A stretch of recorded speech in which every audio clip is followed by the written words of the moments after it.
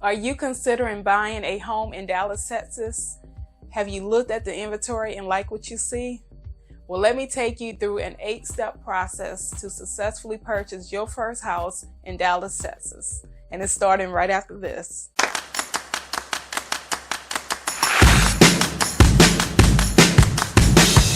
Hey, this is Keisha Moore, a realtor right here in Dallas, Texas. If you are new here, this channel is everything you need to know about living in Dallas, Texas. If you are not new, welcome back, and I'm here to help you through it all. So make sure you hit that subscribe button and you tap that bell so you are notified each time I put out weekly valuable information like I will show you today. And I love speaking to people just like you. So if you are thinking about moving or relocating to Dallas, Texas, make sure you call me, text me, send me an email, or even schedule a Zoom so we can meet face to face, because I got your back when moving to Dallas, Texas. Step 1 in the home buying process is finding a real estate agent. All right, it's important to work with someone who serves the community you're interested in moving to and has a good understanding of the local market. All right, they can also recommend lenders and other vendors you may need throughout the process as well. Step 2 is getting organized. To apply for a mortgage, you need to gather several documents that the lender will require. And these are the tax returns, W-2 forms, bank statements, and check stub. So start getting these documents together and keep them in a safe space, either physically or electronically. And it's also a good time to see if you qualify for any down payment assistance program, because we don't want you to get too far into the home search and you realize that you probably could have qualified for some type of down payment assistance. Step 3 is applying for a mortgage. You can apply to multiple lenders within a short period without negatively impacting your credit score again and again. So a lender checks for a pre-approved amount based on your credit score, income, assets, and debt. And this pre-approved amount will specify the maximum amount you can borrow. However, it's wise to budget conservatively and not max out of your loan amount, because keep in mind that your maximum loan is based on your gross pay and not your net pay.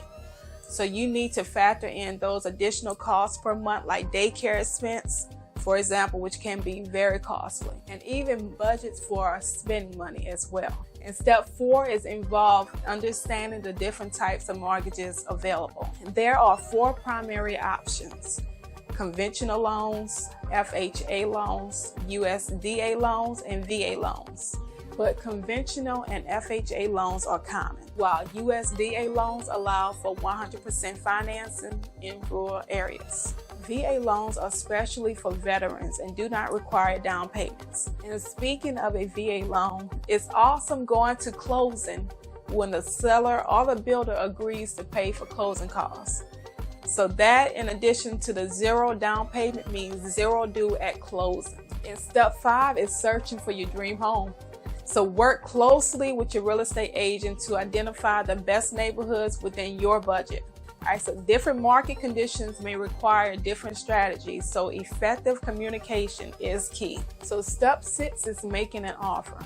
And once you found that perfect house, you'll submit an offer either to the seller or the listing agent. So they may accept, counter, or even reject your offer altogether. Your real estate agent will guide you through this negotiation process to increase the chances of your offer being accepted.